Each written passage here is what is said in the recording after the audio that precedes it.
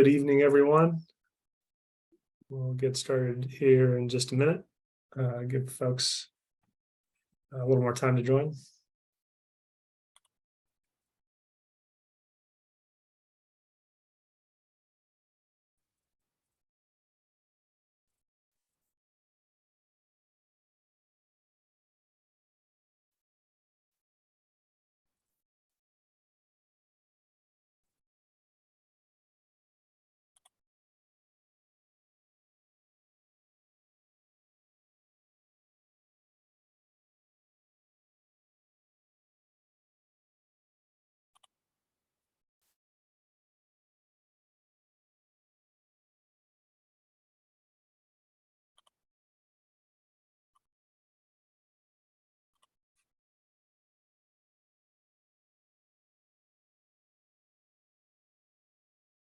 All right, looks like we're getting there. Maybe just one more minute for folks to join, then we can get started.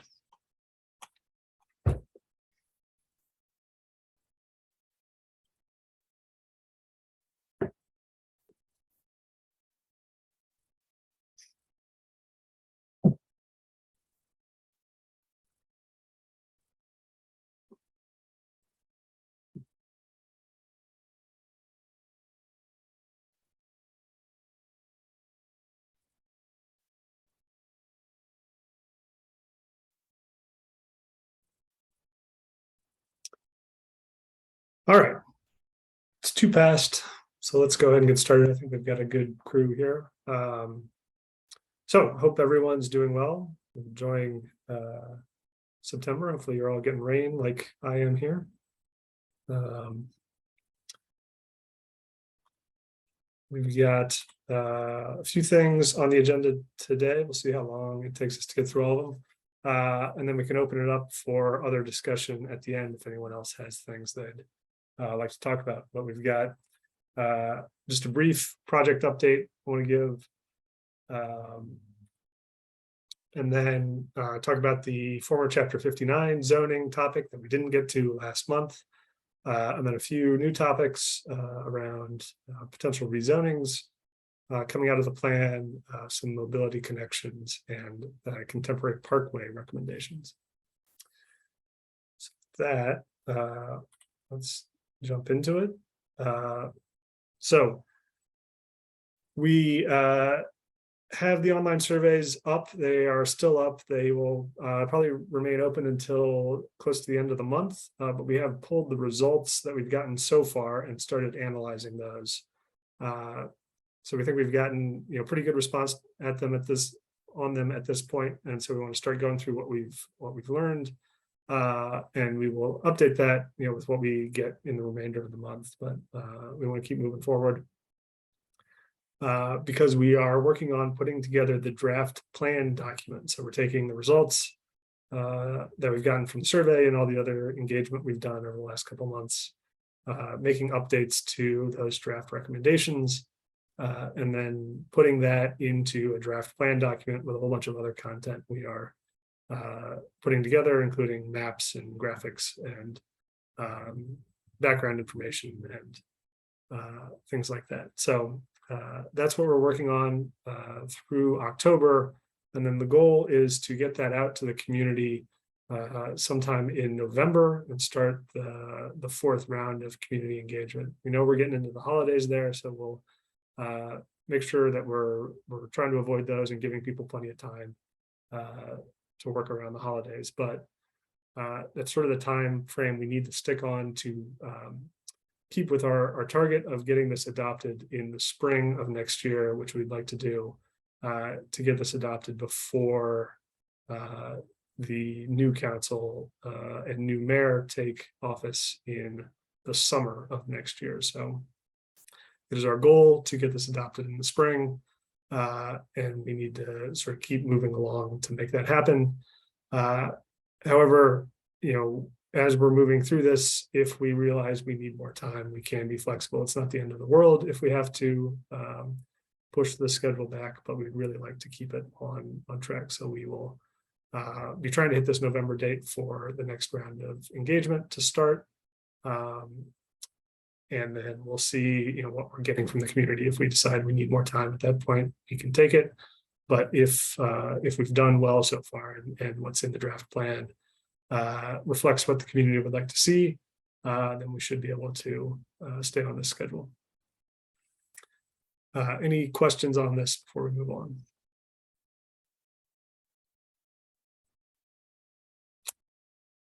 All right. So moving on to the former Chapter 59 zoning. So this will be a bit technical, and I'm going to give you sort of a bit of a 101 here on how zoning works. So bear with me for a few minutes while I go through this. If you have questions, I'll try to pause and give folks an opportunity to ask those. But if you if you have something that doesn't make sense, go ahead and use the raise hand feature, and I'll try to pause and take questions. So starting before we can really talk about what is the former Chapter 59 zoning code, I want to start with really general stuff. What is zoning? So zoning is the portion of the city municipal code that regulates what people can do with their property. And it does that through dividing the city into different zone districts that each have different rules or regulations. And those rules and regulations dictate what you can do. Well, did that move? What you can do on the property, and also what can be built. So uses like residential versus commercial versus industrial, and what can be built in terms of how big it can be, how close to the property lines it should be, that sort of thing. But the city has actually two zoning codes that we administer. One we call former Chapter 59, and it was the zoning code before 2010. And then in 2010, we adopted a new zoning code, which we call the Denver zoning code, and rezoned about 80% of the city into the Denver zoning code. But about 20% of the city remained in the old code, former Chapter 59. And that was mostly because that 20% of the city had some customization to the zoning, and it would not have been as easy to bring that into the new code. So we left it saying we'll sort of get to it at some point, or we'll expect those properties to rezone themselves into the new code over the coming years. That hasn't happened as much as we had anticipated, so we still have about 18% of the city in former Chapter 59, now 12 years after the adoption of the new zoning code. So we're stuck administering these two zoning codes for now. We are looking at ways to address that, and so that's a bit of what we'll be talking about. But first, talking about why we created the new zoning code. The reason was that the old code had a lot of problems. We adopted a new comprehensive plan in 2000, which was now the last comprehensive plan. We updated that in 2019, and the first version of Blueprint Denver in 2002. And those set a new vision for the city, and the old code wasn't equipped to accomplish that vision. The old code was also pretty complicated and difficult to use and understand and enforce. So I'll talk a bit more about each of those issues. So first, in terms of vision, this is what the vision for the city was back when the old code was created around the 1950s. This is downtown Denver. This is Lodo. Here's Union Station here. Here's the DNF Tower. This is Cherry Creek. This is South Platte. And so this is what the Skyline Urban Renewal Plan called for, tearing down all of Lodo, replacing it with these office blocks. And this was the vision for Denver, for creating a city served by highways, served by cars. So here you can see this is what is now I-25. This is essentially what's Park Avenue West, but would have been a major freeway, and another new freeway coming in here, cutting right through Lodo. So very car-centric, people driving into the city to work, and then returning out from the center city to live in these single-use neighborhoods surrounding it, and separated industrial areas as well. So very segregated uses, very much served by the car. And that's not the vision we have for Denver today. Thankfully, Lodo did not get torn down as part of the Skyline Urban Renewal Project, and we still have this great historic district today. And this is what our citywide plans call for, creating a mixed-use environment that is served by a variety of mobility modes. It's walkable, it's bikeable. And so this is, again, something difficult to achieve in the old zoning code. So part of the reason we wanted a new zoning code. Another is that it treated these different parts of the city similarly. So downtown and parts of the city like near Southeast were given the same zoning. So R1 zoning was our standard residential zoning. It applied to the more urban areas you see on the left and the more suburban areas you see on the right. Same zoning code, so created problems in that sense. Same with our commercial zoning. B2 zoning, a standard commercial zoning, was applied to downtown areas like you see on the left and suburban areas like you see on the right. So it wasn't creating the outcomes that we'd like to see, and it didn't respond to the different contexts of the city. And also it had been changed a lot over time. So it started out as a fairly compact zoning code, and then over years of amendments and modifications, it became this thing that was really hard to administer, really hard to understand, and find what the rules were. And so that made it difficult for folks to know what was allowed on their property, what was allowed to not happen on neighboring properties. And it also made it more difficult to develop because you weren't sure, if you were a property owner, you weren't sure what was allowed. It took longer to get through the approval process and things like that, and resulted in varying outcomes. We couldn't ensure consistent, high quality outcomes. And then another big part of it was that most development was governed by what we call floor area ratio, which is basically what it sounds like. It tells you how much building square footage you can build based on how big your property is. So the ratio of floor area of the building to the area of the lot. So if you have a property that has an allowed FAR of 4, that means you can build a building that has 4 times the square footage of your lot. So if you have a 100,000 square foot lot, you could build a 4-story building that covered the entire lot at 400,000 square feet. But you could also arrange that 400,000 square feet in many different ways. So you could build a building at 8 stories that only covered half the lot, or 16 stories that covered a quarter of the lot, or even up to 32 stories that only covered an eighth of the lot. So again, it was hard to tell what you were going to get in terms of height, in terms of looks, with these types of rules. So those were all elements that the Denver zoning code was intended to fix. And it has done a good job on some of those. It's clear about what heights are allowed in most places. It has contexts, which means that in the suburban areas like near Southeast, it has different rules than downtown and the urban areas. In some ways, it's not been as successful, like things like the complexity. You saw that image at the beginning. The binder for the Denver zoning code is just as big as the binder for the old code. So it's not that much simpler, and especially now that we're administering 2 codes, it's even more complicated. So there's been some successes and some not so much. But again, the goal is to eventually get everything into the new code, the Denver zoning code. And here you can see near Southeast highlighted all of the properties still in the old former Chapter 59 code.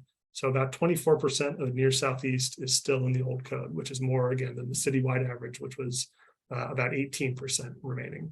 So it is a bigger issue here in near Southeast than it is elsewhere in the city. So we have a recommendation in the draft recommendations that you've seen, calling for rezoning properties out of former Chapter 59 and into the Denver zoning code, and considering city-initiated rezonings to accomplish that. And so one of the things we've been working on recently is looking at all these old zone code districts and trying to figure out what would be an appropriate new zoning code district to move these into. But part of the issue is that there's often a difference between what is built and what is allowed under the old code. A lot of these properties were sort of underdeveloped from what the old code would allow. And so when we're thinking about how to move these into the new code, we have to think about, should it match closer to what is built there, or should it match closer to what the old code zoning would allow, which could be significantly more development than what is actually built today. So that's something we'd like to get some feedback on, is as we are thinking about this, should we be aiming closer to what is built, or aiming closer to what is allowed, and using these as opportunities, since it is already allowed under the old code zoning, as opportunities for places to direct more growth or more intensity than what's currently built. And then also thinking about how we want to approach these as potential city-led rezonings. Is there something that should be a priority from coming out of this plan, or should we prioritize other things? And we'll talk about other options here in just a minute. So any questions on what I just went through? I know, again, that was sort of technical and a bit wonky. So any questions on that, or any response to either of these questions or anything else I just mentioned?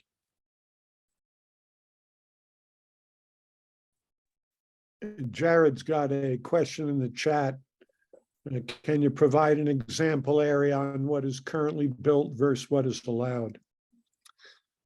Yeah, so a good example would be there's a development proposal that has come in recently on Cherry Creek Drive South, this R3 property right here, which is currently about 3-story apartments, and they are proposing 16-story apartments. So that is a pretty extreme example of this difference, but that's what we're talking about. That right now it's just 3 stories, but because of that R3 zoning, they can come in and put in much taller, much more intense buildings.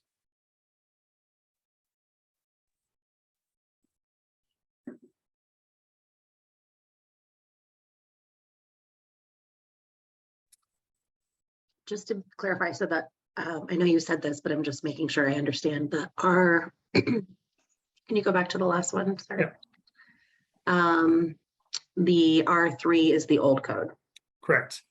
Yeah, okay. Everything you see labeled here is old code. Okay, so the R2 is also old code. Yep, R3, R2, B3. Oh, okay. Everything that's labeled, got it. Okay, I wasn't understanding that. Right. So you're saying that based on that graphic where you had like this much space or this much space, the people could go in, and so what would be allowed under the new code in that same spot? So that's sort of what we would need to get guidance on, right? So we could rezone that, like I said, it's currently built to a 3-story. So if we came in and rezoned it to a 3-story zone district, then it would stay at 3 stories. But from the property owner's perspective, that's a pretty significant downzoning from what they could do. The alternative would be, or an alternative, the extreme alternative would be to rezone it to sort of match what the maximum build out is, which again is at that sort of 16-story scale. So we could zone it to a 16-story zone district, or we could try to find a balance somewhere in between there. So that's sort of what we want to get guidance on, is should we think of these as opportunities, even if they're developed at 2 or 3 stories, if the zoning would allow, more than that, there's opportunities to say, all right, this should be 5, 8, 12, 16 stories, or could be, or should we aim more towards keeping it sort of consistent with what is built, or again, trying to find somewhere in between. It feels so hard to, I'm just gonna keep talking since Yeah, the please. music's still off. It just feels so hard to say without knowing each specific example. I feel like every situation is gonna be individual, but that's just my take on it from looking at this. Yeah, definitely. That's part of it. And we're trying to dive into each of these and understand them. So, you're totally right. Any sort of broad guidance that you as the committee could guide us would be really helpful. But yeah, totally understand that without knowing the specifics of each one, it's hard to provide an answer on that. Dustin. Is there any examples where you've rezoned these previously and kind of what the outcome was or what the discussion was or rationale, right? So in that example, like you said, it's like, no, that sounds terrible. You only get 4 stories. Well, clearly the owner's going to be very upset that the mob ruled against their investment. So obviously there's a lot of nuance that goes in. So I feel like it's definitely going to be a case of negotiation where the best outcome is where everyone's unhappy. And will it kind of be case by case, or will it just be, this is Southeast area, everything is now going to this middle ground? Yeah, so we haven't really done a big city-led rezoning of things out of former Chapter 59 since the initial one in 2010, when we did it for 80% of the city. And so in that instance, we looked at 3 things for guidance on what to choose for the new zone district. One was what was built, one was what was allowed under the old code zoning, and one was what the plans called for. And we just mostly tried to balance those.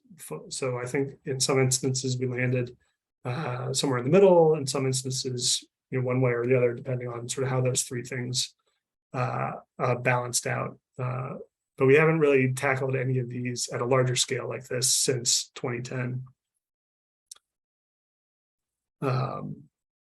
So yeah, I think, right, there may be sort of hitting that compromise somewhere where no one's 100% happy, but we get something that works for most folks.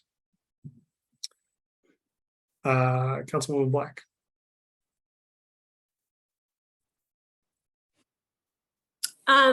I am going to refer to something you just said. So when we did the 2010 code, all of these properties were left out because we couldn't find just the right match.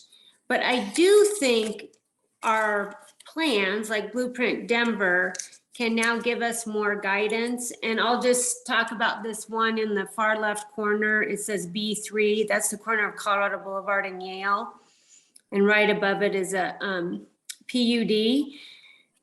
So Blueprint Denver, I don't have it in front of me, but it probably says something like 8 stories is appropriate there or something like that. And so I think maybe short of this group going through every single one of those parcels, maybe a recommendation would be to kind of follow the guidance of Blueprint Denver for the future. Yeah, absolutely. The complicating factor to that is that we are setting that guidance also as part of this plan, right? So this right. plan will update Blueprint Denver and further define that height guidance. So okay, but what if we did recommend then for each of those parcels, however many there are, 50 or something? Right. So yeah, we can think about this sort of absent the former Chapter 59 question, and just the way we've been thinking about where do we want to direct growth, where do we want to allow additional height, create the height map, and then use that then to provide the guidance for this. So So that would be sort of one way to think about it is, let's set aside the fact that these are old code and may have greater height allowance than what Blueprint Denver currently calls for, or what we've been discussing as part of this plan, and then come in and apply that and use that for guidance. Or we can think about these as opportunity areas because they may have greater allowance, that maybe in our height map we want to identify some of these and say, all right, these should be the areas where we are directing additional growth, because they already have that allowance, and then we wouldn't have to potentially downzone them in the future, or we wouldn't create that mismatch if they don't get downzoned. Okay, let me throw this out for another Yeah. food. So I've always stated, as the representative of a district that's very suburban, that density should be on our big corridors and at our light rail stations. So what if we had some kind of statement more like that? Yeah, absolutely. I mean, that's consistent with our recommendations from Blueprint Denver. And so that is a guiding principle for how we're selecting those areas for growth in near southeast. And so it's a matter of sort of fine tuning that, right? That, yeah, we want to direct the majority of the growth to our centers and corridors. But within those and between those, how do we want to balance those growth options? And so, you can see a lot of these are near the corridors, along Leedsdale, along Colorado, sort of off of Evans, but in the general Evans corridor. Some of them more inside the neighborhoods, but so again, some of these are on the corridors that could be those potential growth options. So, yeah, I mean, you're right. That's the way we want to think about it. And so it's just getting into that finer grain of detail of how to address these specifically, or how to arrange the growth between these corridors and centers. So how specific would a recommendation be? Would it be like on South Colorado Boulevard, the recommendation is that all of the properties in the old code go to CMX 12? Or, I mean, would it be that specific? Basically, probably not in that language, but we will have a height map that will say what the appropriate height is for each parcel. And we will have other recommendations that say sort of what we are trying to accomplish with the zoning code, and that will lead us to, CMX 12 or whatever it is. And then if we do want to come out of this and do a city-led rezoning, concurrent with the adoption of this plan, or shortly after it, we'll then have to get into, the very specifics of picking out the actual zone districts for whichever properties we are trying to rezone. So in the plan, we probably won't say that, but as we are doing this work and thinking about it, we are starting to think about what are the specific zone districts that would make sense for different properties and different old code zone districts. Okay, thanks. Christopher, I think you were up next. I kind of think about this in like twofold. It's the context that the former 59 is surrounded by, but in the end, the underlying owner is going to more care about the FAR, right? It has less to do with the height than the context of the height. Like your example of they're in 3 stories now, and then they're going to 16. But if it's an FAR type zoning, they're just going towards what is my end GLA that I'm building. So I feel like what I've found in looking at other deals is sometimes the new code, even though you're taking the chance from going from 16 stories down to 5, just having the idea that you can get better space and versus just like a really tall, skinny building or a really fat building, whatever it ends up being, it still comes down to like how much square footage that's rentable are you building. So I think if we looked at some of these in the context of what could actually get built there, what's the context surrounding it, and in the end, if you're trading out 16-story for five-story zoning, then it fits the context better, and it's the same GLA that owner would have gotten, there's not really lost value in my opinion. So it'd almost be looking more at what could be built, less about just height. Yeah, right. I think you're right. That's the right way to think about it when you're looking at zone districts governed by FAR. That, right, you could, in theory, build a very tall, very skinny building, but that's unlikely to happen. And the new code governs by height, but has pretty generous building envelopes. So if you have a 5-story, CMX 5 zoning, you can basically build out that lot to 5 stories. You can almost achieve, a 5 FAR. So yeah, I think that's right, that we need to think about it that way, and not just the height, but the development potential in terms of square footage. Lisa. Hey, good evening. I really think this map would be very helpful if it was overlaid against an aerial or something like that, because it's really a blank slate, to be honest with you. And it's kind of, it's kind of surprising that this has gone on for 10 years, to be honest with you.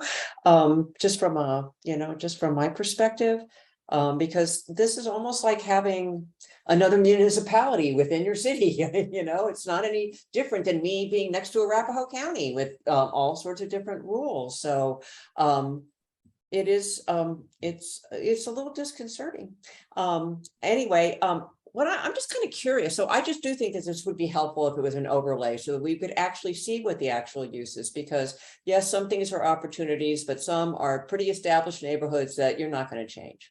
And so that's why I think this is kind of overwhelming. So, but what, like you have all these areas that are gray that aren't little colored parcels. So like, for instance, what's the zoning of Virginia Village? How is that different than the properties that are actually seem to be within it? Yeah, so the majority of Virginia Village is zoned what's called SSUD, which is a suburban single unit zone district in the new code.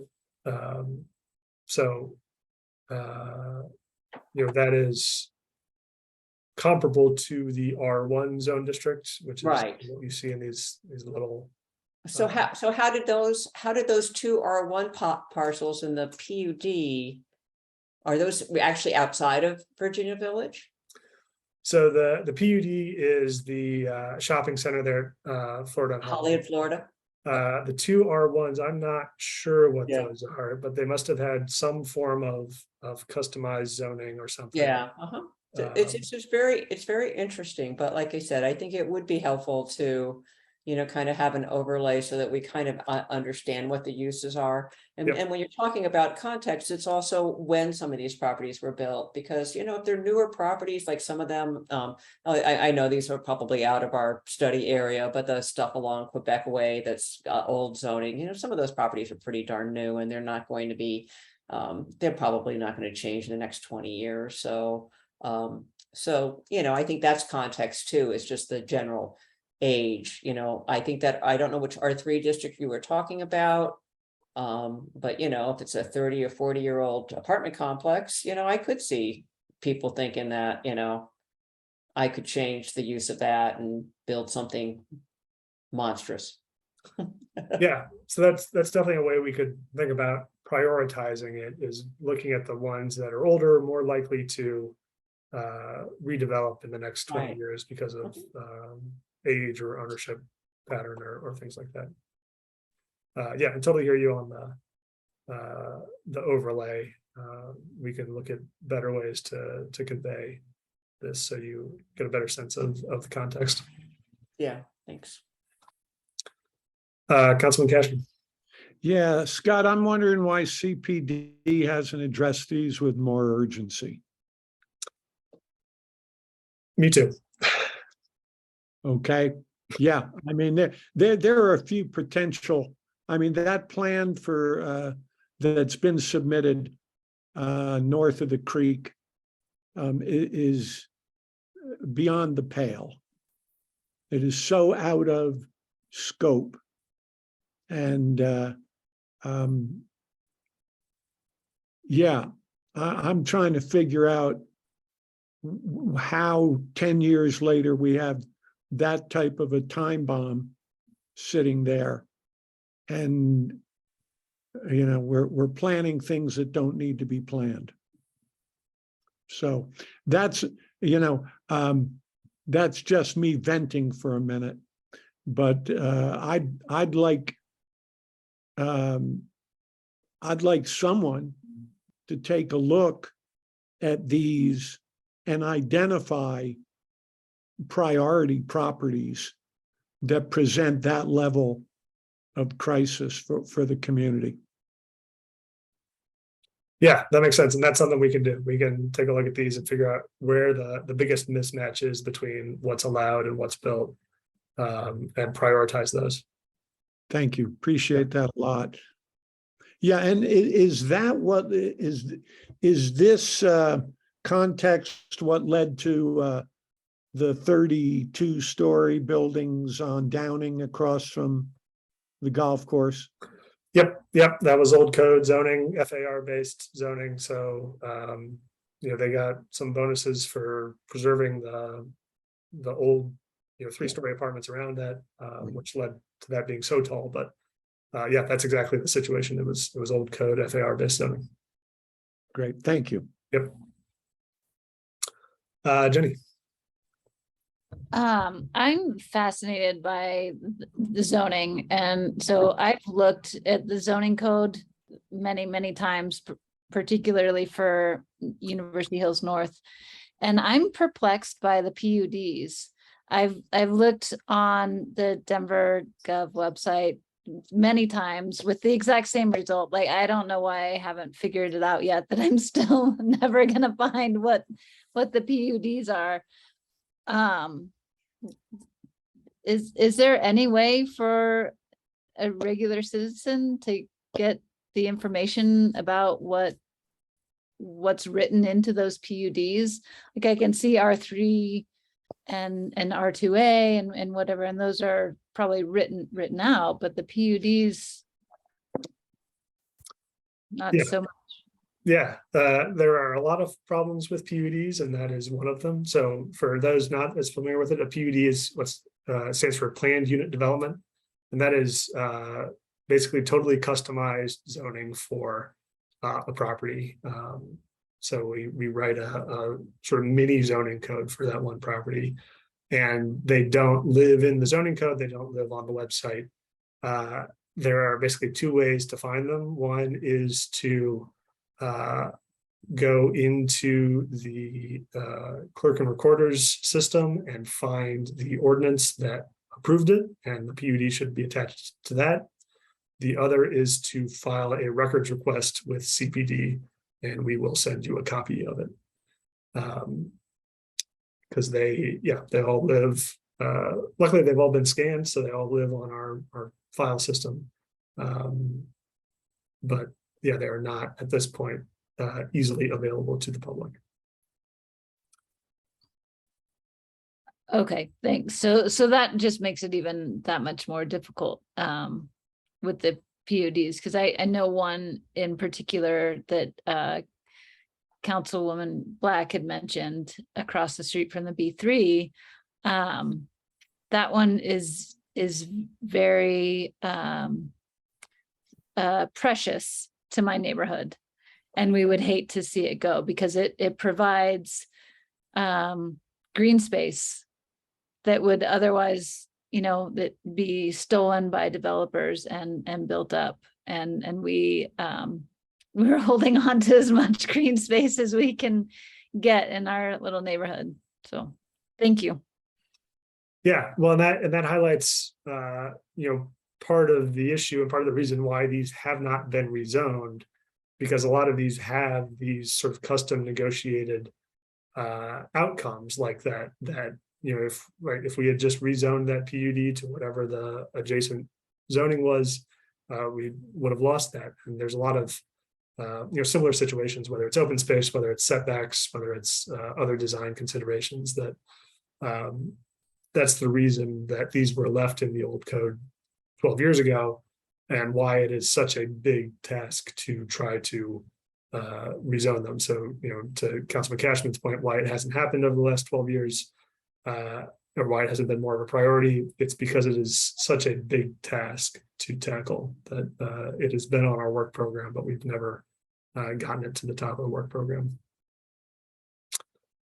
Lisa, oh, sorry, go ahead, Councilman. Yeah, I just wanted to say to Jenny, there is the online clerk and recorder site is accessible to human beings, and you can actually, if you're a paid for subscriber, it's cumbersome, but you can usually find the PUD maps and you're able to print them out. But going probably through Scott's agency, at least you'd probably get something that's large. But in the before times, they were just big books. Okay, so think about what it was like then. So I know it's hard to find that information in the online systems, which every county in Colorado has, are somewhat hard to learn, but it's not insurmountable. And if you'd like my help, you can give me a call. Yeah, thanks, Lisa. Yeah, I mean, our system here is better than some places. The last city I worked in, all of the PUDs were on Mylars hanging in a cabinet. And so you couldn't access them digitally. If you wanted to see a PUD, you had to come into the office and look at it. So we're not the worst, but it could definitely be better. Before I go to Scott, Councilman Cashman, were you going to say something? Yeah, I was just going to say that the PUDs, though, aren't a crisis. They do need to be rezoned, but they're set in stone. We know what can be built there. It's those R parcels that provide the potential for something to get built that just the community just wouldn't want. Yeah, great point. Scott. Yeah, so looking at this map, I was kind of reminded of a conversation that we had a few meetings ago about the potential to add new centers in the near south, and kind of thinking about where those centers could be. And it does seem like some of these larger parcels could represent locations for those opportunities to exist. So if we're looking at rezoning these larger parcels, maybe looking at them through that lens as well, of what opportunities might exist to even change the use if we're changing zoning on these. Yeah, right. Yeah, that's something we can look at. Should these be opportunities, maybe not just to allow additional growth from what is currently there, but additional uses or things like that. All right. Any other questions or comments on former chapter 59?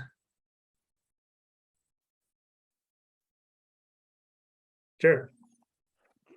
Couldn't find the raise hand button, sorry. Trying to not crystal ball this thing, but asking, is this the kind of thing, this being the rezoning, that if it gets put into this near southeast plan, would be one of the reasons why the plan would find itself with like some contentious opponents to it? I'm trying to figure out how to ask that question.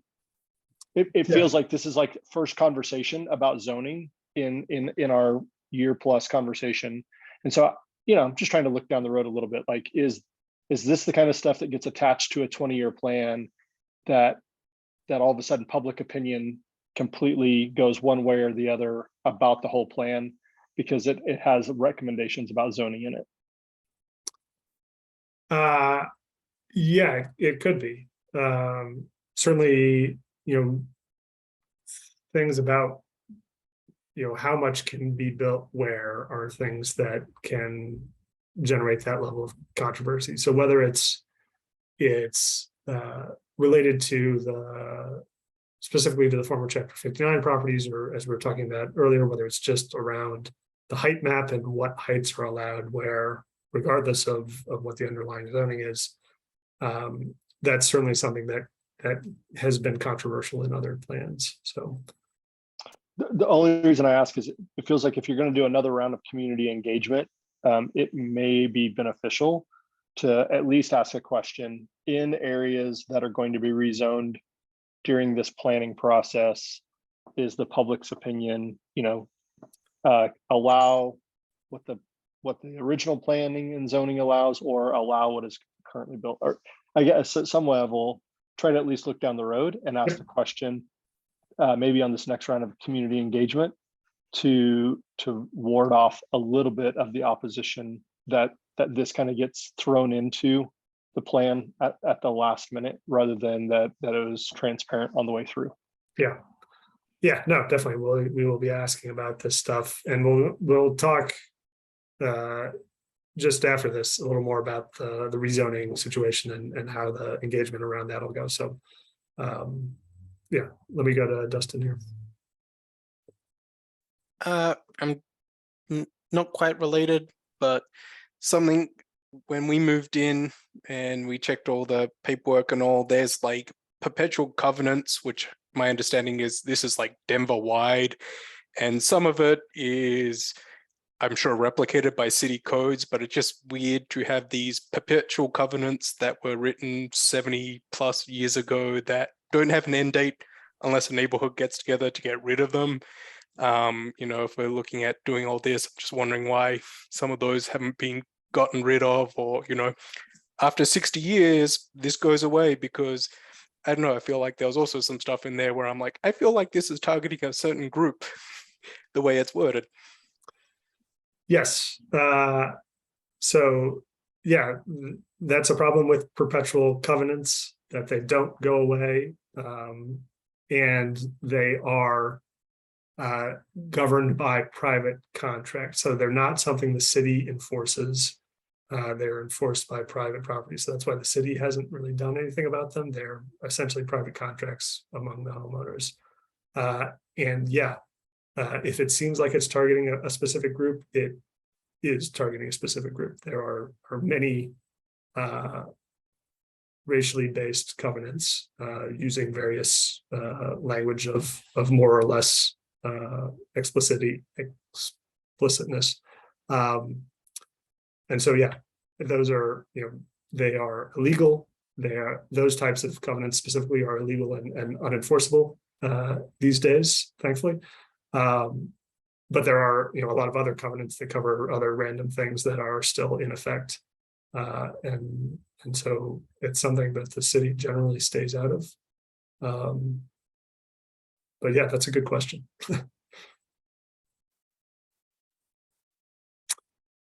All right, so let's move on then to thinking about rezoning. So we're going to keep talking about this for a minute here, but we have an opportunity, as we are taking this plan through the adoption process, to implement some of the recommendations through city-initiated, city-led rezonings.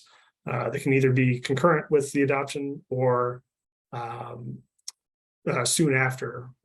And so, as we are going through the remaining engagement processes, we would want to be, as Jared said, asking about those, getting feedback on them.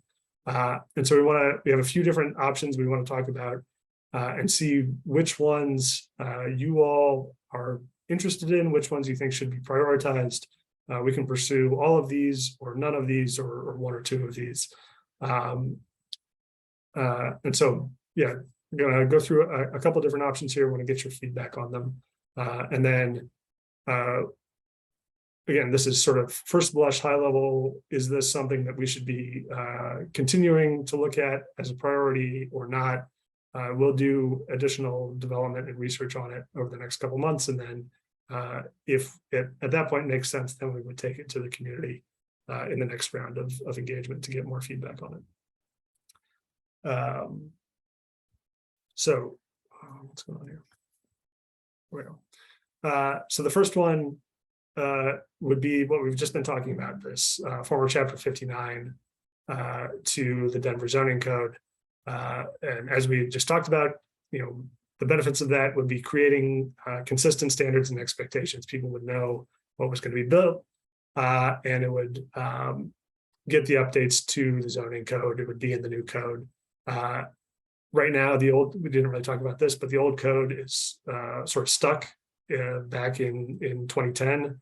So any improvements we make to the zoning don't happen to that. So an issue I know Councilwoman Black is familiar with is when we make changes like prohibiting self-storage units near transit stations, that only applies to the new code, doesn't apply to the old code. So properties still in the old code don't have to comply with those regulations. So another benefit of bringing things into the new code.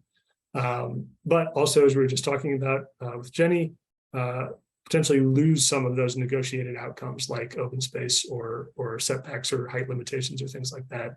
And again, as we were just talking about, not those, there's not always a perfect match between what is the old code and what's in the new code. So there would be some mismatch. So the question now is, having talked through all those issues that we just talked about, should this be a priority for us moving forward to try to get some or all of these old code properties, former chapter 59 properties, rezoned concurrent with the adoption of the plan or shortly afterwards? See a thumbs up from Johnson and Cashman. All right, I think I'm not sure who raised it before, but I feel like having them as a nice to have, but not a need to have, seems like it's a minefield and not necessarily an easy one. Yeah. And so, yeah, we can take a look at it as we talked with Councilman Cashman, try to identify the highest priority ones and focus on those instead of trying to solve all of them at once. Because, yeah, I think it'll be a big lift to do them, both with the sort of technical side of figuring out what is appropriate and untangling all of the specifics, and then also the outreach. We need to, because we're rezoning specific properties, outreach specifically to those property owners, and also the wider community outreach that goes with that. Dustin? Just a thought, I guess, because some of them are very localized, would it not make more sense to do kind of like I don't know if it's a traditional zoning one, but hey, this plot is going to be zoned here, locals put your input, because to be honest, what that one on Colorado and Yale, I don't really care what happens there. So I don't feel like I should be the one, saying, oh yeah, no, definitely they can have 20 stories. I don't care. So maybe it's one of those ones where it's like lots of notice boards around the area, so the people who are immediately impacted by it get to have a say. And then kind of what Kendra said as well, which is, does it align with the broader vision for the area, right? Right. Yeah, absolutely. And these, if any of these that we move forward with, then, still have to go through the standard rezoning process, which involves all that notice to surrounding property owners putting the signs up on the property. So we will do some initial outreach here as part of the plan to get broader community feedback.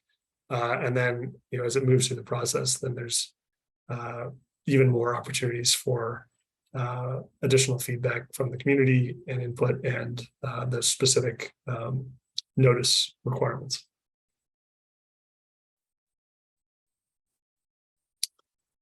All right. So maybe we'll move on to the next one. And then when we get to the end, maybe we can sort of think about which of these should maybe be prioritized or not relative to each other. So another option is looking at accessory dwelling units. We had my colleague Josh here a few months ago talking to you about the ADUs in Denver project. So as you may remember, that project is going to update some of the requirements and regulations around ADUs in suburban contexts like near Southeast. So we would want this to follow that project. We wouldn't want to get ahead of that. But following that, there is a possibility of rezoning some portions of neighborhoods or whole neighborhoods to allow ADUs. So, right now, even though we have citywide guidance that ADUs should be allowed everywhere, anyone who wants to build an ADU in most places that haven't already been zoned this way have to come in and apply for a rezoning, go through that whole process, pay $1,000 just to get the zoning ability to do it, and then still have to go through the permitting process and actually build the thing. So it would be sort of eliminating one step in that process, and we can target it at the areas that it makes the most sense or have the most interest in it. But there's also still some uncertainty around the outcome of ADUs in Denver that is still being developed. We don't know exactly what will be in the final version and what council will ultimately approve. So if we start talking about it now, we don't know what the rules will be. So maybe sort of difficult to make decisions on where it's appropriate or who wants it without knowing exactly what the rules will be a year from now. And also if we rezone one neighborhood or part of one neighborhood, we could end up with different treatment in different areas, even though again the plans call for allowing this everywhere. So is it unfair to just rezone part of one neighborhood when we're saying it should be allowed everywhere? So any thoughts on potential ADU rezonings, Councilman?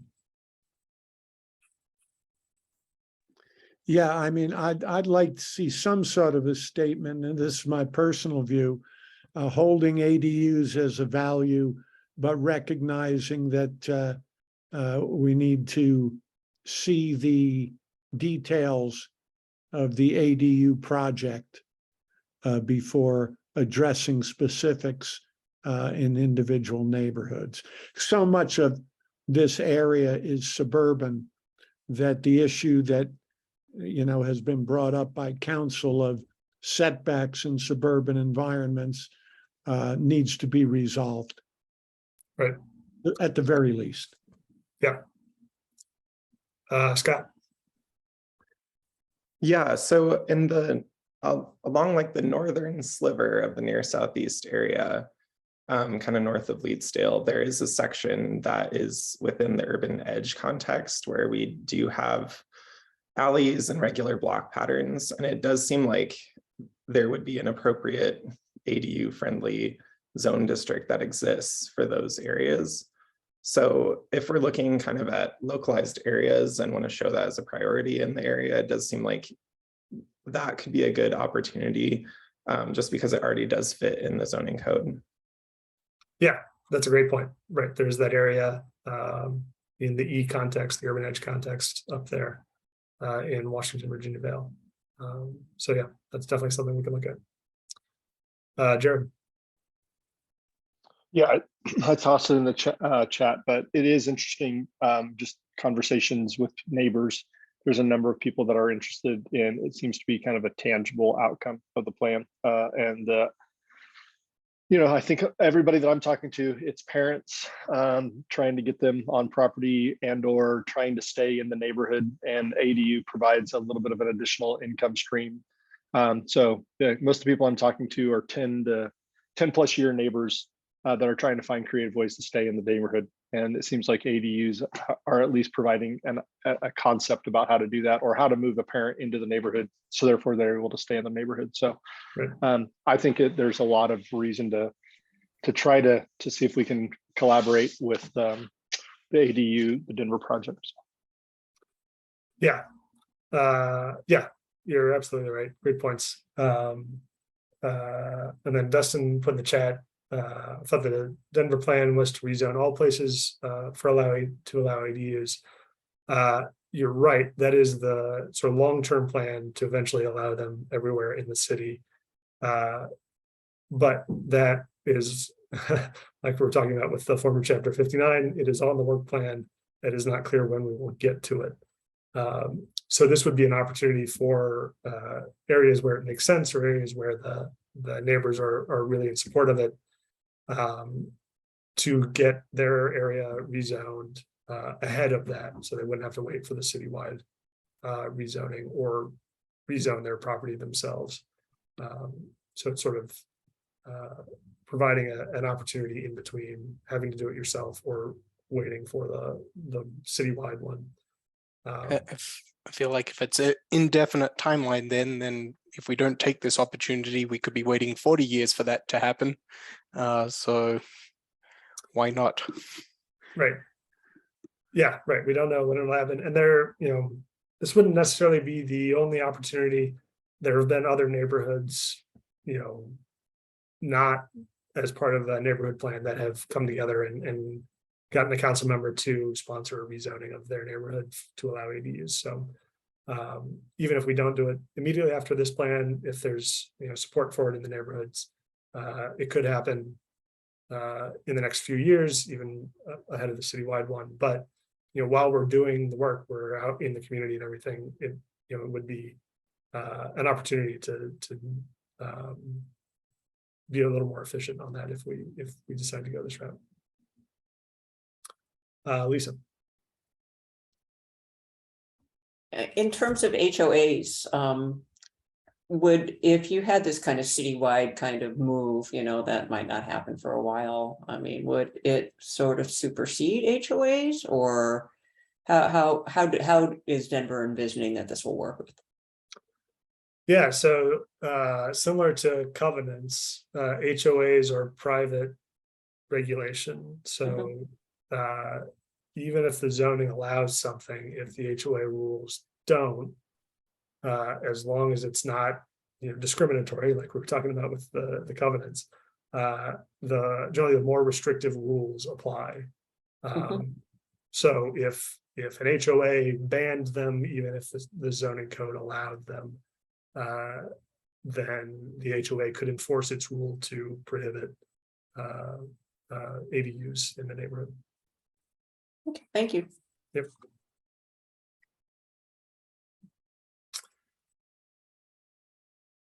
All right. So another thing we're thinking about is how to improve the development on the centers and corridors. And one thing that was brought up is applying what's called the Active Centers and Corridors Design Overlay, or the DO8. So as part of the zoning code, we have overlay zone districts, which apply additional standards on top of the standard zone district. Another way in which the new code is not always simpler than the old code. But there is a design overlay that applies to centers and corridors called the DO8, the Active Centers and Corridors Design Overlay, which requires what we call active uses on the ground floor. So that's basically commercial uses. This was developed for Tennyson Street in Berkeley and places like that, where we were starting to see the demolition of commercial structures and replacement with pure residential structures in these sort of neighborhood corridors, local corridors.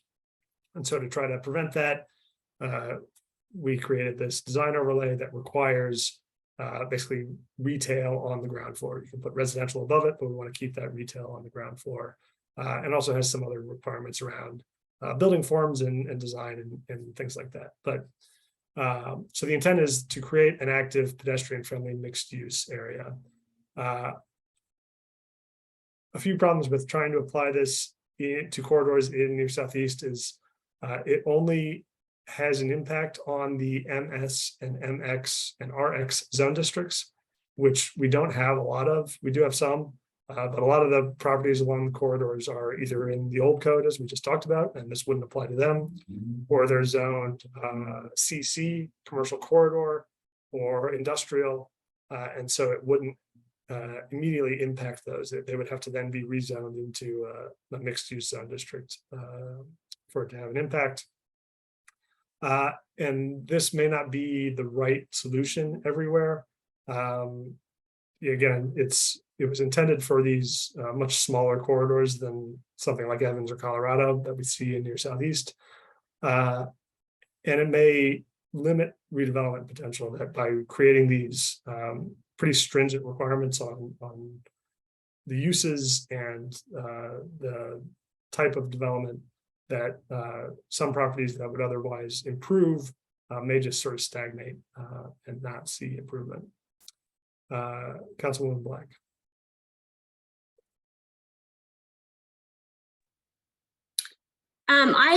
I love this idea, and I love that Amanda Sandoval did it on Tennyson, but that's a very dense urban part of Denver. And while we need housing, it would be really hard for a housing developer to build, say, a new apartment building on South Colorado Boulevard if they had to put retail on the first floor. There just aren't the tenants who want to move to this part of town. I've spent 7 years trying to attract local restaurants and local businesses to Southeast Denver, and they're just not interested. They want to go in the much more dense parts of our city. And I think we would really hurt our opportunities for new housing if we had a requirement like that. I mean, I would love it if there were coffee shops and restaurants and little boutiques that wanted to go to South Colorado Boulevard, but I haven't found any yet. Yeah, I think I agree with you that this may not be the appropriate tool, at least right now in near Southeast. So I think another option that would move us in the same direction, but would maybe not have some of the drawbacks is, as I just mentioned, a lot of the corridors are zoned CC, zoned IMX, zoned former Chapter 59, or other things. And so if we just, instead of trying to apply the design overlay, just get those properties into an MX or an MS, so that's a mixed use or a Main Street zone district. That would go part of the way to achieving what the DO8 is trying to achieve, creating better development and urban design outcomes, limiting opportunities for some of the bad development we're seeing in some of the old code and some of the CC developments or properties. So it would sort of be an in-between option of that. On the other hand, by rezoning some of these properties, it may actually spur some redevelopment before we are necessarily ready. So as we've talked about in previous meetings, before we want to see a lot of growth along Lake Evans, we know there's a lot of work that needs to be done with the infrastructure to improve mobility and safety and things like that. So if we get this rezoning out in front, we may start to see some of that development, even if we're not increasing heights. We may see more redevelopment before we're ready for it, and before we get some of the other design fixes, even if we're not applying the DO8, and we have other recommendations in the plan about improving some of the design outcomes that may be implemented through another design overlay or design standards and guidelines or other tools. So if we rezone these properties now without having those tools in place, we may not be getting the ultimately desired outcomes that the plan is calling for. And then we may need further rezonings down the line to apply those design recommendations, or in areas where we do want to increase height once we get the other improvements made. We may have to come back and rezone them again. So this would be sort of an interim improvement that would move us in the right direction, but wouldn't solve all the problems. And so it's sort of a question of trade-offs of do we want to get a little bit better, or do we want to sort of hold on, potentially deal with some bad developments in the next few years until we can get all of the right tools in place somewhere down the line. Erica. I have more of a comment than, I don't know. I was really like bummed when the development that was going in right at Evans and Monaco didn't have any retail in it. And I completely get that there's a lot of vacant retail around this area at the moment, but that has started to change. And I feel like if we had found a developer or if somebody had come in and that requirement had been an expectation, it really would have set that area up for some great future potential. So I'm more of the mind to zone it for what we want it to be. And, I understand the challenges that, Councilwoman Black was explaining, but I feel like kind of what you were saying, Scott, it's just going to lead us down the road of what we don't want. So I don't know, I'm really stuck on that one. Yeah, I totally get what you're saying, and yeah, it's not an easy answer.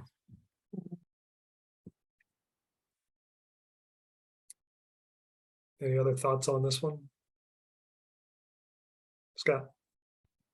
I guess just kind of as a clarifying question, and maybe this is just my understanding, but the difference between these two is more around like where parking is allowed. Is that correct? That like the centers and corridors allows like parking to the street? Yeah, that's a big part of it. The CC zone district allows really big setbacks with a lot of parking in between the street and the buildings. The MX and MS bring buildings close to the street, encourage parking to the side or behind. So that is a big difference between these zone districts. Okay, thanks. Yeah, it seems as an interim move that could be moving in the right direction, but certainly not like long-term solution. Right, yeah.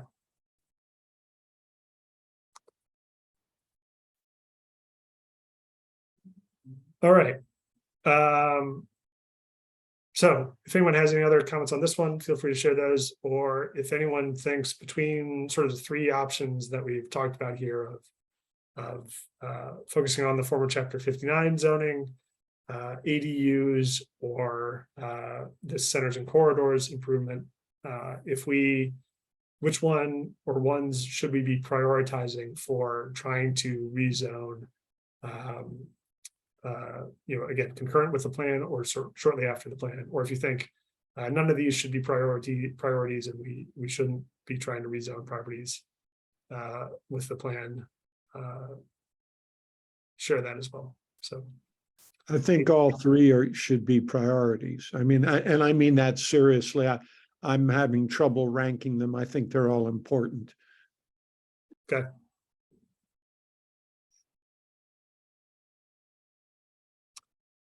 Anyone else? Everyone agree with Councilman Cashman?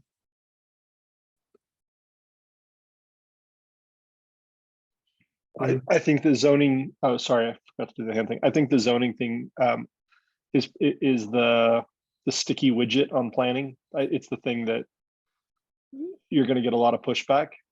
So I would just be interested in like making sure that we've done our due diligence before we push something through. Yeah, absolutely. Councilman Cashman, were you trying to say something else? Okay. Scott. Yeah, I guess like to Jared's point that you just made, seems like the shift from the centers and corridors to the MX/MS is maybe less of a significant change from a like allowable use perspective. But I agree with Councilman Cashman that some of those properties where there's a huge disparity between what exists today and what could be built should definitely be looked at as priorities. Okay. All right. So I think we will keep exploring these. As I said, we need to do some more analysis and research on these and figure out, as Jared said, do our due diligence and make sure we're doing the right thing on these.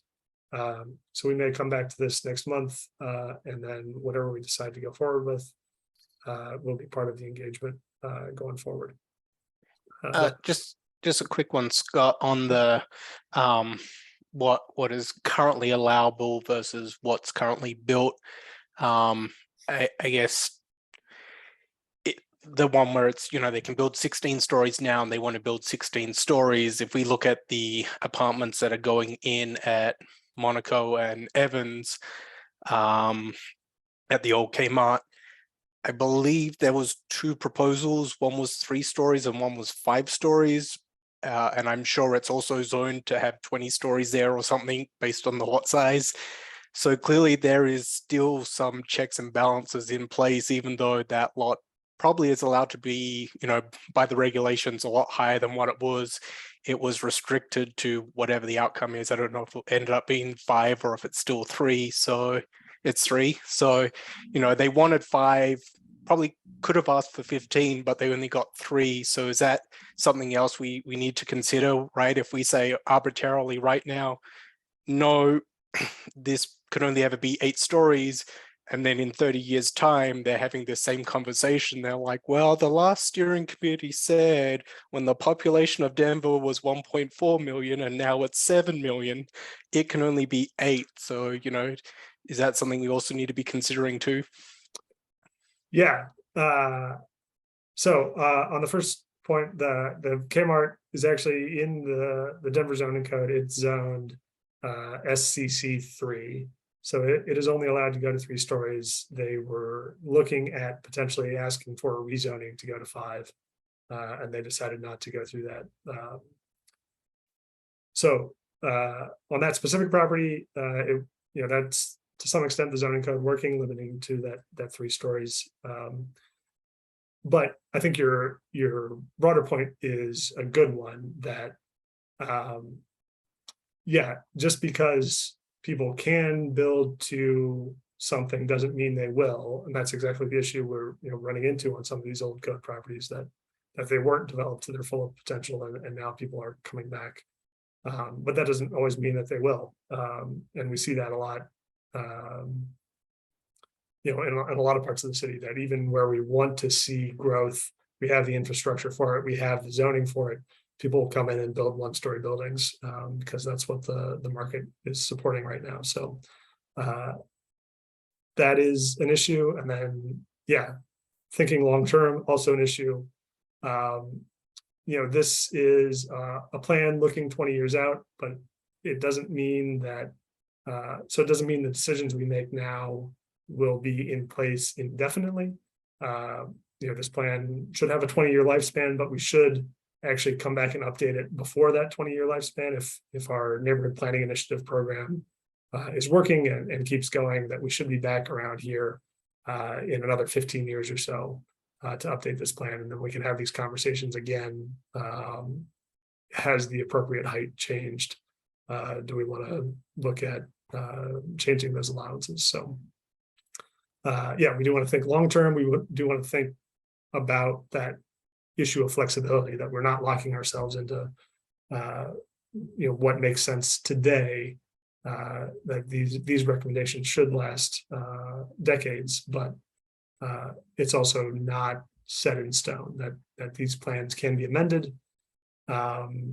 We just amended earlier this year the Far Northeast Area Plan, which was the first of these NPI plans that was adopted in 2019. So just 3 years later, we came back and made an amendment to it. So if situations change, we can adapt as needed, but we don't want to do that. So we'd like to get it right and also be flexible.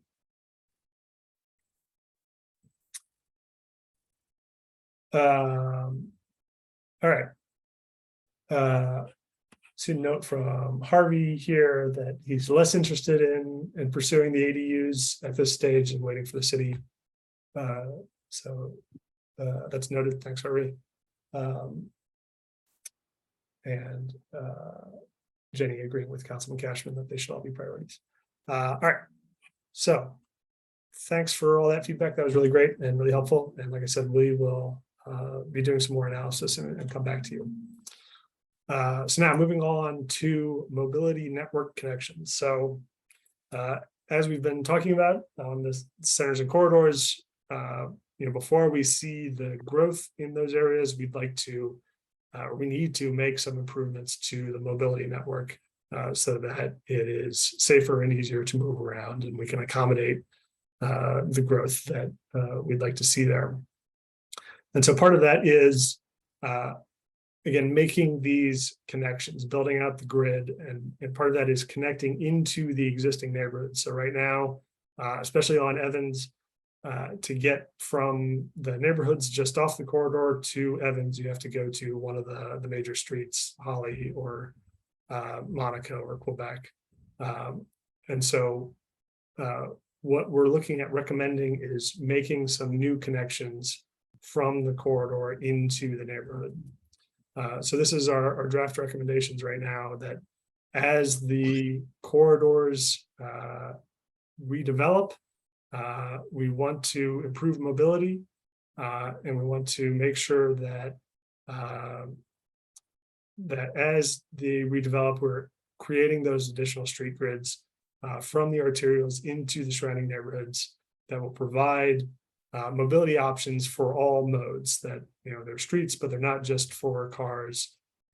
These should be well-designed streets that are for pedestrians and cyclists and people using whatever mobility devices they will be using in the future, so that we can make this an easier place to move along. So thinking about what that looks like, this is just drawing some arrows on a map. So this is not where future street connections will necessarily go, but sort of identifying the gaps in the network connections where we want to start thinking about filling them. So again, Evans is the biggest problem. That's where we see the most disconnect between the surrounding neighborhoods and the corridor. Colorado is actually fairly well connected in the way the street grid works along Colorado. And then Leetsdale sort of in between. There are some gaps in there, but there's also some decent connections. And we're not going to call out specific locations in the plan, but again, we want to call out these types of areas where we want to see better connections. So, doing this will, as I said, provide better access for the folks in the neighborhood getting to the things on the corridors. If they want to, go to these new restaurants and businesses we are hoping to see on these corridors, providing these connections make it easier to walk or bike there. Also providing alternative routes for reducing demand on the major streets. So, as I said, right now to get to the corridors and to get through them, you have to use the larger streets. By providing alternative routes, folks will not necessarily have to get on the big streets to get to the corridor or move along the corridor. If they're moving from one business to another along Evans, right now you got to get on Evans and then get back off. If there's a side street, you may not have to do that in the future. But by creating these connections, it also allows traffic into these neighborhoods and allows parking into these neighborhoods as well. So there could be impacts on the neighborhoods, and those impacts could be sort of focused around specific areas. So where these connections are made, the properties nearest those will be most impacted. So when we do this, we need to make sure that they're paired with neighborhood mobility improvements, traffic calming improvements, safety improvements, so that we're not just seeing, when Evans gets congested, people are diverting off of Evans into the neighborhood, speeding through the neighborhood to try to avoid whatever congestion is on the corridor. That we're making the streets so that they're designed for local traffic, for people walking and biking, so that people aren't speeding through the neighborhoods. So that's, again, what the draft recommendation is calling for these. These are some of the issues or concerns or benefits we're thinking about. Wanted to get your feedback on this recommendation, because as I said, we think it's important for achieving our goals for how the corridors should look and function, but we know there could be these impacts on the neighborhood. So I just wanted to talk this through, get feedback on it, make sure that we're addressing the issues or the concerns that you and the community may have. Lisa. you know, all the things that you outlined on your map are north-south. And, you know, the big bugaboo in this area is east-west, you know, and having to rely on Monaco, on Evans. And then Yale, and, you know, having nothing go through because of the school and Florida, which is not going to change. But it is true that there is a lot of off-grid development that is going to occur east of our easternmost boundary of this plan. And since I live pretty close to there, I can report on just how crowded Florida westbound is and how far back it is backing up. I can't imagine what it's going to be like after the Potter's Church gets developed. It's really just hard for me to develop, to think about it.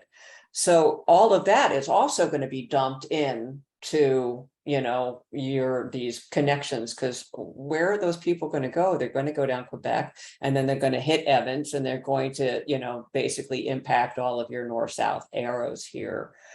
And I don't think there's a solution to this because the decision has been made in stone. It's like why I-70 is where it is and not on 6th Avenue. And so it's not going to change. But, I know that Judy's the one who always brings this up in our meetings, and she's not here tonight. So maybe I'm just paying honor to her. It's going to be a huge problem. It's just already backing up almost to Parker Road sometimes, and it's a 4-way stop sign, and it has to dump out on Quebec, and it has to go somewhere east-west after that. So we really need to kind of think about that. Yeah, right. You're absolutely right that we are, this isn't maybe the way that we would have designed it in the beginning, but we have to adapt to the situation we have. And so, yeah, that's what we're trying to make the recommendations that how can we make the improvements that'll mitigate some of these issues. We're not going to solve it, right? As we talked about, you can't solve congestion, but we want to provide options so that not everybody has to go through the same intersection, right? Yeah. So that's what we're thinking about is if we can provide some additional connections, then Quebec and Florida is difficult, as you said, because there's a lot of constraints there. But in other areas, there may be a possibility by providing one of these additional street connections. Some people can avoid that intersection or get where they're going by an alternative mode or something like that.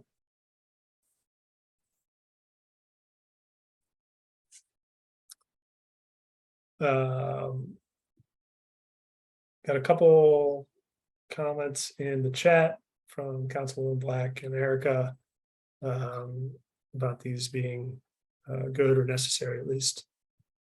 Any other thoughts or questions or concerns about these? I guess just one, true easy one first. Can I talk about bike lanes here, or is that's coming up later?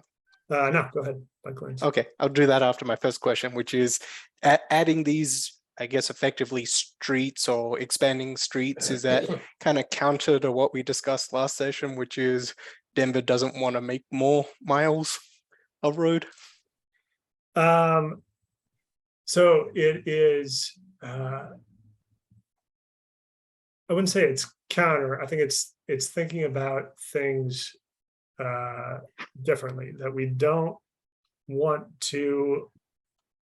There are sort of two ways we can think about trying to address congestion broadly, right? There's a lot of nuance to it, but you can think about it by trying to add capacity to the streets, so widening the streets essentially, or putting in overpasses or things like that will increase throughput on specific streets. And the alternative to that is providing options. And that is either by providing options for alternative modes, by improving transit, adding bike lanes, making walking safer and easier, or providing options by increasing the resiliency of the grid. And so that's what this is about, is by putting in these streets. These aren't going to be collectors or arterials that are moving large amounts of traffic. They're really just building out the grid so that it is more resilient, it is more connected, and it functions better for all modes of traffic. So that's the way I would say to think about it, instead of thinking about these as adding capacity, adding lane miles. These are adding options and adding connectivity. Okay. I guess, and the other one on bike lanes, I bring this up because I now have the signs out the front of my house and the back of my house. And I've had a few people come up now, as well as the online session we did 2 months back or whatever. But there seems to be a lot of concern about the proposed bike lane along Oneida through our Goldsmith neighborhood, and it's highly localized, but the concern is if it turns into what they did on, I forget the name of the street, Jewel. If they turn into Jewel, it's like, all right, well, there's a lot of houses along there. If people have guests and they take out all the parking, where do those guests park? Do they park in the cul-de-sacs? Well, then if people in the cul-de-sacs are having guests, where do they park? So I don't know if there's a compromise in between, because it is a fairly wide road. Do we need to take out, all the space for these bike lanes, or can we have dedicated parking on at least one side of the road to meet that compromise? But I'm sharing that because I've had people come up and mention this to me. So I've said I would report it back, and I also told them to, if there's a comment section in the mobility section, to raise their concern there. But I'm sure that's applicable to other areas where proposed bike lanes are. But I've done my bit. Yeah, good job. Yeah, and absolutely, that's a common concern around bike lanes, and often they don't take out all of the parking. I think it's actually more common that they don't take out all of the parking. Maybe that was double negative.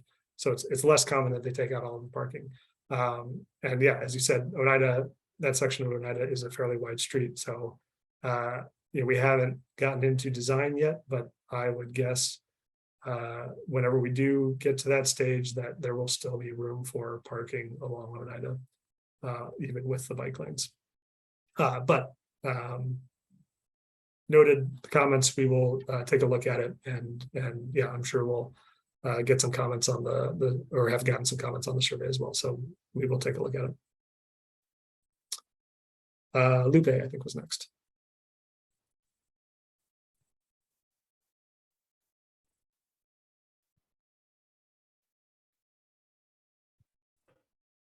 You there, Lupe?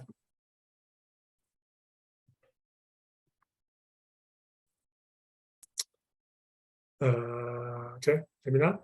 Maybe we'll go to Jim and try to come back to Lupe. Hey, Scott, how you doing? I'm doing all right. How are you? Pretty good, thanks. Pretty good. Scott, I'm looking at this map with conceptual future street connections. My only comment, and I've lived right where I live for 44 years, so maybe I'm a little bit cynical about this, but a lot of these streets were not ever intended to be future street connections. I see these arrows here, and I see that, there's going to be a lot of traffic potentially routed into or near residential neighborhoods. You're probably going to get a lot of guff from people that live near that area, that maybe that street that is marked here with an arrow was never intended to handle more traffic. So my only hope, and again, maybe it's a pipe dream, but my only thought and wish is that as development along Evans, that corridor is considered, that the impact of traffic to the north and south of Evans should be seriously considered, because you're going to have traffic added to the north-south routes off of Evans, which were never intended to be north-south routes in the first place. So just wanted to chip in with that. Thank you. Yeah, no, you're absolutely right. Yeah, these streets were not, when they were built, designed to be, part of the broader grid or carrying significant amounts of traffic. So, you're right, as these connections are made, we need to make sure that we are making upgrades to the streets impacted and the neighborhoods impacted, so that we're not just dumping a ton of traffic into a neighborhood on a street that can't handle it. All right. Harvey, you had your hand up. Did you have a comment? I did, and then I'll say it anyway. I don't think Dottie, when they designed bike lanes, cares damn about parking. I know on Exhibition, they took all our parking away and people have to park a block to block and a half away from their homes. So that I just go with your statement that they don't take all the parking away is just not valid. Yeah, I mean, certainly there are instances where that's happened, and I don't want to contradict your experience because you've experienced it, but yeah, I think where we can, we want to accommodate on-street parking because it actually improves the bike lanes. It makes them safer and easier to use, and despite Spencer's point that people park in them, if we design them well, we should. So I'll just say the instance along Exposition. Yeah, the driveways are approximately 10 feet long, not very long. Right. The answer from Dottie to the question of what do we do with the yard workers and the commercial people that come here to service people's homes, and they told these people, well, they'll park in the driveway. Well, the lawn services trucks are somewhere between 20 and 25 feet. And so they go into the driveway and all they're doing is blocking the bike lane. So I just don't think they're sensitive to what the neighborhood really wants. They're sensitive to building out the bike lanes and put so many miles on the map according to what the mayor wanted or mayor wants. Yeah, I hear you, and this is our opportunity to provide some additional guidance so that as new bike lanes come in, we can talk about what the priorities are, and in areas where keeping more on-street parking is a bigger priority because of lack of driveway space or whatever the issue is, we can identify that, and then when Dottie comes in to install these bike lanes in the future, they will take that into consideration. And again, that doesn't necessarily mean that we will always be able to keep all the on-street parking because installing bike lanes is a priority of the city. And sometimes, there are trade-offs or compromises that have to be made, but we can at least try to guide that in areas where it's a bigger issue or not. All right. Really quickly, sorry, I just had to fix my speakers. So the point that I'm trying to, I was hoping to make was that to kind of go under the idea or the aspect of trying to maintain a Jeffersonian grid by putting bimodal traffic along where these red lines are suggested for the short stint that it exists, it seems like a reach in order to just get traffic to exist. I would like to think that maybe these are opportunities where bike paths could be provided in which they could then grow back into the street grid. So I would think about it in the opposite way, as opposed to adding more mileage within the kind of the grid system that we already have, especially since we're not, at the moment, we're kind of kicking the can in many respects without kind of really engaging and saying that, yes, we're here to establish a rezoning along some of our major thoroughfares.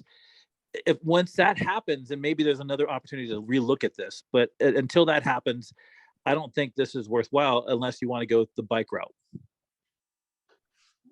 Yeah, I hear you. And that, Scott made a similar comment in the chat around not everything needs to be a car connection necessarily. There could be bike or pedestrian connections. And then, yeah, I think, this is not something, making these connections is not something the city is going to come in and do proactively. This is going to happen as these properties redevelop. We want to have them make these connections. So, Well, let's be honest, because I've sat in many a traffic meeting and all I hear about is kind of maintaining the grid or trying to reconnect the grid. I mean, traffic engineers just love the grid. And so I would like to go about it just kind of putting it down and saying, no, let's not increase the amount of mileage in this instance. Let's go ahead and take a look at it. If we look at it for development, but in the meantime, let's establish a kind of a major grid of bimodal aspects, sidewalks and bike lanes. But yeah, no,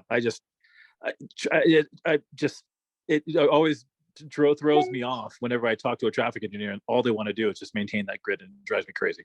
Yeah, no, yeah, we love the grid. But yeah, I hear your point. Lisa. I think a lot of this discussion really is about behavior. And when we talk about wanting to change our city and our lives to be more multimodal, there's really a lot of resistance on everybody's part, because we are just so car oriented. We've ceded so much real estate to cars and parking that it's real, it's just something that's not going to change overnight. So like everybody, I would love to have many more options of travel and just that mindset. But when we talk about, we can't see too much of the street because people, because the on-street parking suffers. Well, I can tell you that, like in my neighborhood and in discussions that I've had with people that live everywhere, I had this discussion about electric cars, and we're like, well, where am I going to plug in my electric car? Because my garage is not a garage anymore. It's a shop or it's a storage facility. I mean, in the city and county of Denver,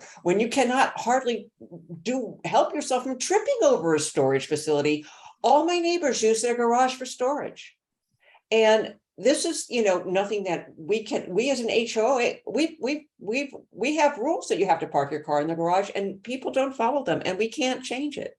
So this is not anything that like you can do, Scott, as a zoner or anything like that. But, it is your behavior. And if there is a lot of,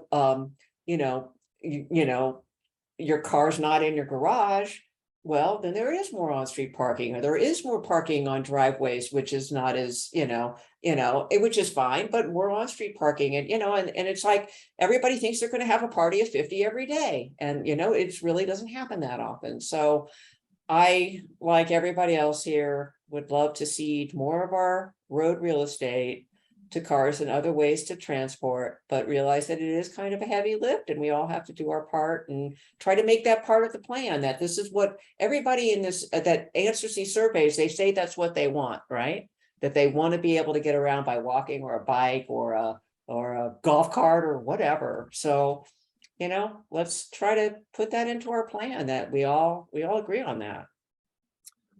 Yeah, you're absolutely right that it will take a shift in mindset. It's not just something we can fix in a plan or by building streets or not building streets.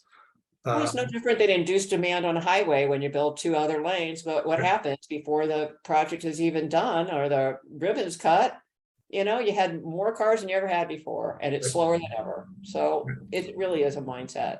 Yep, and then induced on demand, right? Yep. Right. And then you're absolutely right about the thinking about, people say they want this in the abstract, and now that we're getting to the specifics, this is, as Jared was asking earlier about what are the issues that get people riled up. This is one of those things that we've heard all along, as you said, that people want options, they want multimodal safety. And then when we get to specifics of, all right, that means putting a bike lane here, that means losing some parking here, that is often when that controversy ensues. So that's what we're getting ready for. Jim, did you have more comments? Okay. Anyone else? A few comments in the chat here.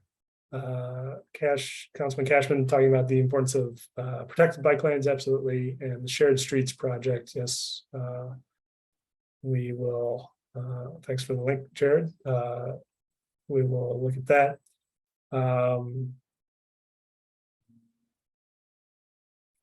Yeah, and then as we talked about the alternative uses for some of these connections.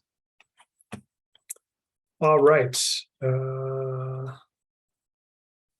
Last topic. We got about 15 minutes here to talk about contemporary parkways. In near Southeast, we have a few streets that are designated parkways. I'll show you a map here in a second. But none of them really function like parkways, like you think of a parkway. And so we have recommendations about improving those parkways to get them more like a real parkway. But we also want to think about other streets that we could improve to make them more parkway-like, what we call contemporary parkways. And what we're thinking about in trying to select those streets is especially connecting parks. So we want to create connections between the parks of these contemporary parkways that are easy and comfortable and safe to move along, and connect them to other destinations as well. So when we're thinking about these contemporary parkways, they will combine mobility improvements. So some of the stuff we've just been talking about, reusing some of the right-of-way for bike, pedestrian, and transit mobility as appropriate, improving the landscaping with better tree coverage, appropriate other vegetation, and also integrating stormwater management and improved safety and lighting into these. So there will really be sort of the prime streets that these are the best designed streets in the area, and they really serve the community well. So here's the draft map we've put together. So the pink lines are the existing designated parkways. So that's Monaco, Alameda, Cherry Creek Drive, and a portion of Colorado in this area. So again, none of them are really functioning as parkways, arguably Cherry Creek Drive a little bit, because it sort of splits the creek there. So making improvements to those, and then thinking about where we can make these new connections as contemporary parkways. So again, the idea is connecting to and between the parks and the trails and things like that. So that was really the driving factor in deciding where these contemporary parkways should go. We want to get feedback on, do these make sense? Does the goal here make sense of prioritizing these connecting streets for these types of improvements? Not that we won't make improvements on other streets, but again, these should be the priorities of where we're really trying to make these the prime streets. So any thoughts on that, Lisa? I think these are great suggestions, and just want to note that Leedsdale seems to be a demarcation point, because Monaco is a lovely parkway north of our study area.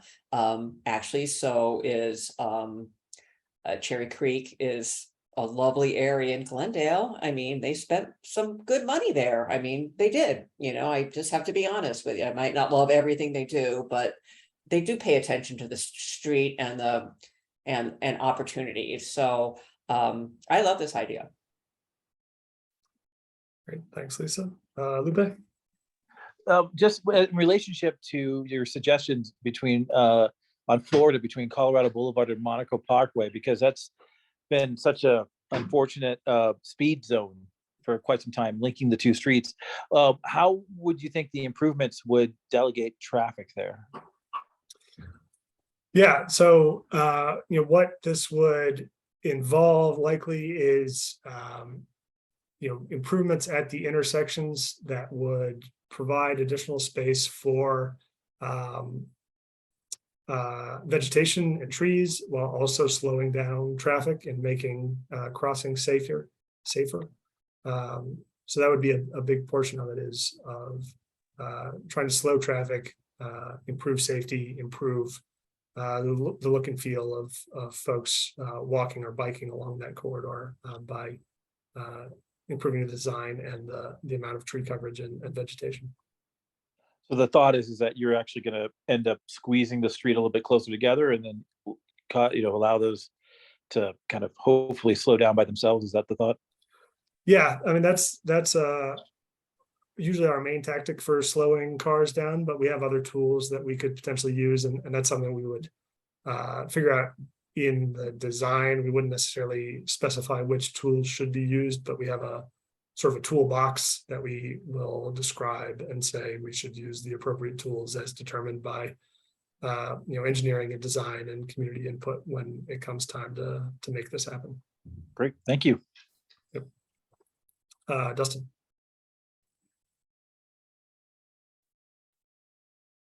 Might help if I unmute. Can we put a time frame on this?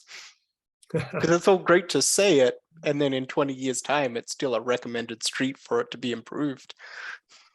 Yeah, we can't put a time frame on it, but we can prioritize things. So we can say that these kind of improvements are a priority of the plan of the community in this area. And then we can even prioritize among them if there are specific corridors that you think are more important than others. We can prioritize those, but and that, by identifying the priorities, it will help us in allocating capital funding in what we put into future bond elections and things like that. So we can't, because we can't allocate money as part of this project, we can't actually say this will happen in X amount of time, but we can say what are the most important things and when the community would like to see them, and that will guide future decisions by future elected officials on how to allocate funding. So I guess we almost might need two dedicated times, one to go through this and prioritize this, and then for the whole plan, what we would want to prioritize in the overarching plan, and where these would fit in the overall thing. Because I guess that's something we haven't really discussed. We've discussed all these great ideas, but again, it's a guide. It's kind of like, that from Pirates of the Caribbean, right? It's more guidelines than rules. So if we need to start prioritizing things, then that's something we probably need to dedicate some time to. Yeah, definitely. Yeah, you're right. As we've talked about, this is a policy document, so it sets policy, but it doesn't actually implement anything. So, as we were talking about with the zoning previously, the plan won't change the zoning. It would be another process that could run parallel or following it, or years down the line that would actually implement it. Same thing with any physical improvements that, this plan will recommend it. Say what the priorities are, but it needs to be a separate process that actually allocates the funding and builds these things. And so, yeah, that is something we will be getting into in the coming months. It's something we'll be asking about as part of the draft plan review of not only, are these good recommendations, but which ones of these should be prioritized. And we will, of course, be talking about it with you all as well in upcoming meetings. Who was next? Spencer, I think, was next. Yeah, the only thing I was going to add, I really like the routes y'all have. But the only thing I was going to add is a consideration would be, so with the routes you currently have, I feel like that would shift a lot to Louisiana from Colorado to Hawley. And especially with the East Arkansas development, I guess sounding like it's progressing a little bit more recently.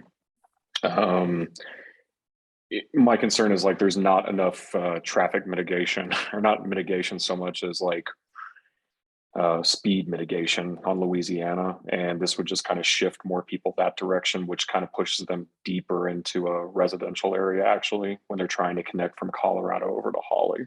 Yeah. So just a consideration, because I walk those areas all the time. And I mean, it can already be pretty bad with how people fly down Louisiana with only one stop sign down there. Right. After you cross over Dahlia. Yeah. Yeah, absolutely. And, these wouldn't be the only streets that would get improvements, right? That, we would we'll also be recommending traffic calming on Louisiana and other streets that have issues like that. It just wouldn't be part of a contemporary parkway. It would be, there are sort of layers of recommendations, and contemporary parkways you can think about as sort of streets with overlapping recommendations. So these are areas where we need mobility improvements, safety improvements, landscape improvements, flooding improvements, connections, park connection improvements. So where all of those sort of pile up, they get designated contemporary parkways. There are other corridors that meet, one or two or three of those criteria, and they will get those, or will recommend those improvements, but they just don't rise to the level of contemporary parkway. Cool. Yeah, thank you. All right. Jim, your hand is still up. Do you have another? Okay. And Lupe, your hand is still up. Did you have another comment? My fault. Nope. Thanks, Jim. All right. And Lupe took his hand down. Jared. Yeah, I dropped in the chat, but so why is Evans not even considered here? I mean, it feels like we keep coming back around to Evans, and then sometimes it's like, so I'm just going to be we haven't, there hasn't been enough Evans per capita or per quota for our meeting tonight. So Right. Yeah. Good question. And that is partly because, again, this was a lot of it driven by making connections between parks, and there aren't any parks really along Evans. And also because Evans is the vision for Evans is probably slightly different than a contemporary parkway. That, what at least we think we're hearing from the community is more of a desire for a sort of Main Street feel, not necessarily a full Main Street, but this commercial corridor that is serving multiple needs. And so while a lot of the recommendations for a contemporary parkway would also apply, like improved landscaping, improved mobility options, that this is really a different type of street. We have what's called a complete street guideline that identifies a whole bunch of different types of streets, and we also have our blueprint future street type designations, and those sort of influence this as well. And so contemporary parkways are more aimed at primarily residential streets, and Evans being a commercial mixed-use street doesn't really fall into the category. But again, that doesn't mean that a lot of the things we're calling for in contemporary parkways aren't also being called for on Evans. It's just sort of a different category.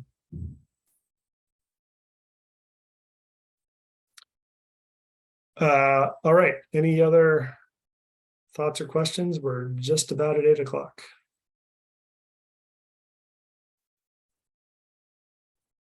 All right.